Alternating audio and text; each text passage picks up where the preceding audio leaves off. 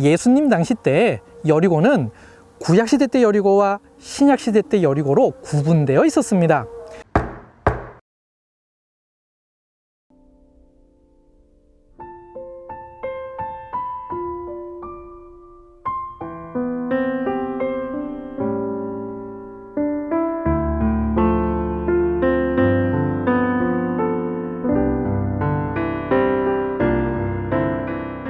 예루살렘으로 올라가는 길에 예수께서 그들 앞에 서서 가시는데 그들이 놀라고 따르는 자들은 두려워하더라.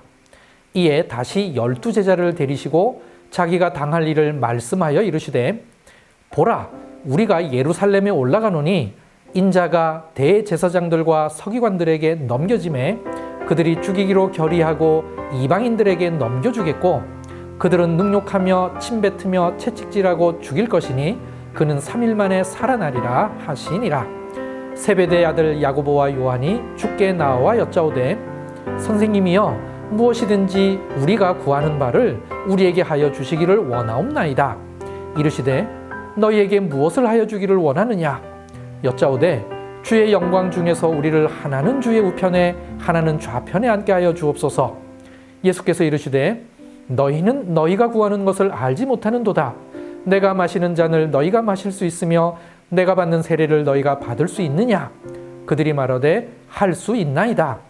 예수께서 이르시되 너희는 내가 마시는 잔을 마시며 내가 받는 세례를 받으려니와 내 좌우편에 앉는 것은 내가 줄 것이 아니라 누구를 위하여 준비되었든지 그들이 얻을 것이니라. 10제자가 듣고 야고보와 요한에 대하여 화를 내거늘 예수께서 불러다가 이르시되 이방인의 집권자들이 그들을 임의로 주관하고 그 고관들이 그들에게 권세를 부리는 줄을 너희가 알거니와 너희 중에는 그렇지 않을지니 너희 중에 누구든지 크고자 하는 자는 너희를 섬기는 자가 되고 너희 중에 누구든지 으뜸이 되고자 하는 자는 모든 사람의 종이 되어야 하리라. 인자가 온 곳은 섬김을 받으려 함이 아니라 도리어 섬기려 하고 자기 목숨을 많은 사람의 대속물로 주려 함이니라.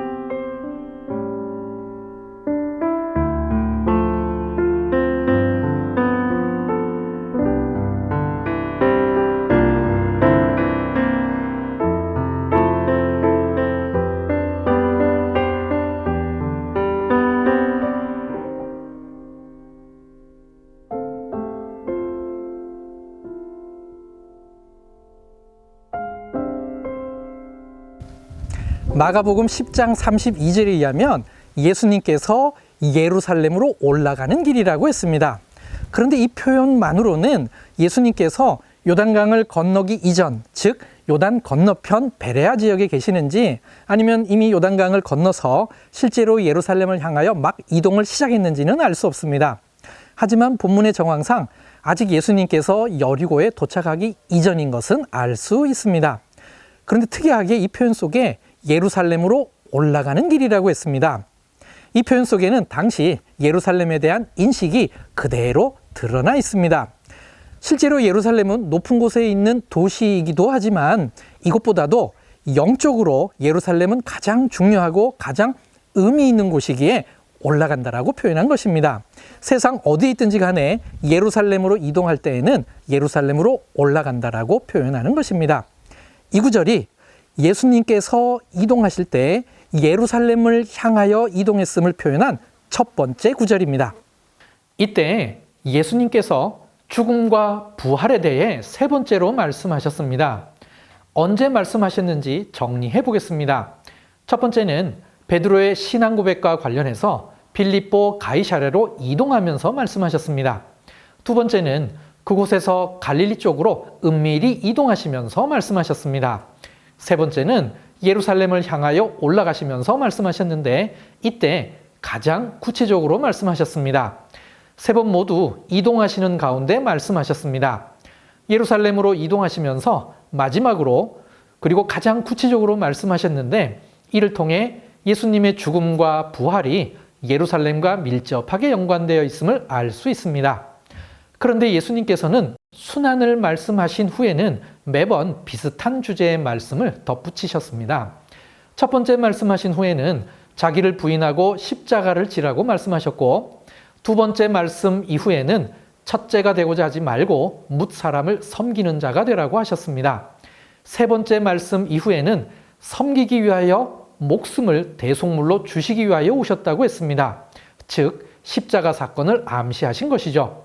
이것이 예수님께서 이 땅에 오신 이유였습니다. 마가복음 10장 초두에서 예수님께서는 가버나움을 떠나셔서 요단 건너편 베레아 지방으로 가셨습니다. 이때 요단강을 건너 가셔야만 베레아 지방을 가실 수 있습니다. 그런데 예루살렘을 향하여 올라가시기 위해서는 다시 요단강을 건너오셔야 합니다. 정확하게 어느 지점에서 건너오셨는지는 알 수 없습니다. 어쩌면 예수님께서 세례 요한에게 세례받았던 그 장소를 통하여 다시 건너오셨을 수도 있는 것입니다. 이렇게 요단강을 건너셨다면 이제 남은 것은 여리고입니다. 이 여리고를 통과하시면 예루살렘을 향하여 곧장 나가실 수 있게 됩니다.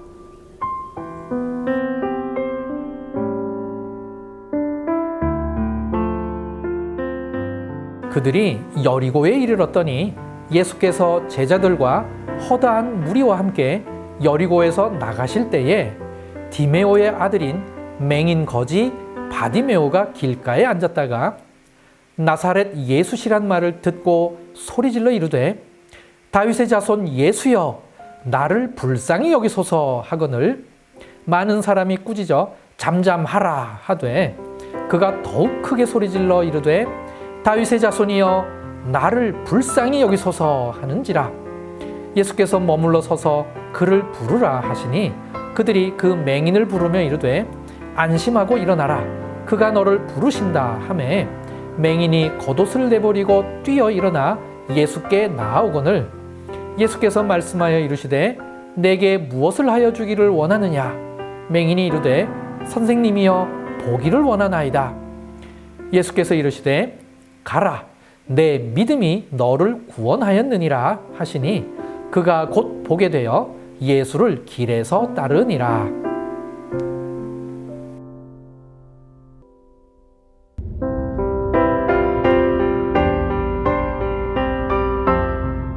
예수님께서 드디어 여리고에 도착하셨습니다.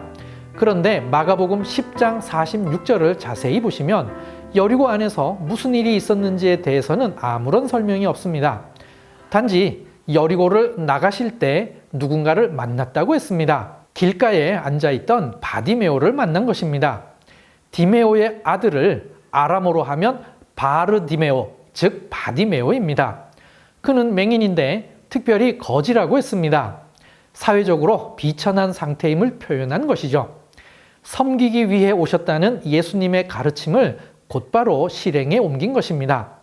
마태복음과 누가복음에도 여리고에서 맹인을 치료해 주신 사건이 기록되어 있습니다. 이 사건은 다음 세 가지 특징이 있습니다. 첫째, 마가복음에만 맹인의 이름이 나옵니다. 마태복음과 누가복음에는 나오지 않습니다. 둘째, 마가복음에서는 바디메오가 처음으로 예수님을 다윗의 자손이라고 불렀습니다. 앞이 보이지 않는 그였지만 오히려 예수님을 다윗의 자손이라고 바로 알고 있었습니다. 예수님께서는 그를 치료해 주셨고 그는 길에서 곧바로 예수님을 따랐습니다. 이전에 찾아왔던 재물이 많은 사람과는 대조적입니다. 셋째, 마가복음에서는 이 사건이 마지막 치유의 사건입니다. 그런데 이 사건에는 지리적인 문제점이 있습니다. 마가복음과 마태복음은 예수님께서 여리고를 떠나실 때 이 사건을 행하셨다고 하는데 누가복음은 예수님께서 여리고에 가까이 오실 때 이 사건을 행했다고 합니다. 과연 어떻게 된 것일까요? 그런데 여리고의 지리를 알면 이 문제를 쉽게 해결할 수 있습니다. 예수님 당시 때 여리고는 구약시대 때 여리고와 신약시대 때 여리고로 구분되어 있었습니다. 제가 있는 이 텔 여리고를 중심으로 해서는 구약시대 때 여리고이고, 헤롯 대왕의 겨울 궁전을 중심으로 해서는 신약시대 때 여리고였던 것입니다. 이 두 장소 가운데에서 이 사건이 있었다고 상상해 보죠.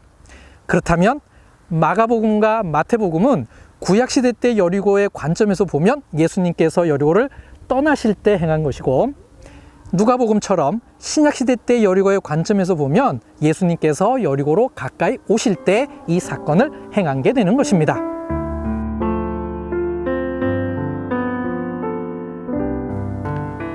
예수님께서는 가버나움을 떠나셔서 갈릴리의 서쪽 해변을 따라 유다의 경계를 향해 남쪽으로 이동하셨을 것입니다. 어디에서 요단강을 건넜는지는 정확하게 알 수는 없지만 어쩌면 계시루에 있었던 로마 시대의 다리를 건너 요단 건너편, 즉 베레아 지방으로 가셨을 수 있습니다. 베레아 지방을 다 통과하신 후 아마도 여리고 앞 어느 부분에서 다시 요단강을 건너 여리고에 도착하셨을 것입니다.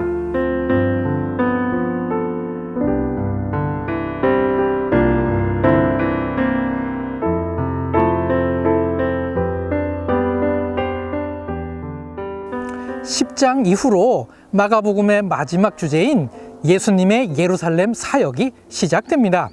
마가복음 11장에서 드디어 예수님께서는 예루살렘에 도착하십니다. 과연 어떤 사건이 우리를 기다리고 있을까요? 마가복음 11장에서 뵙겠습니다.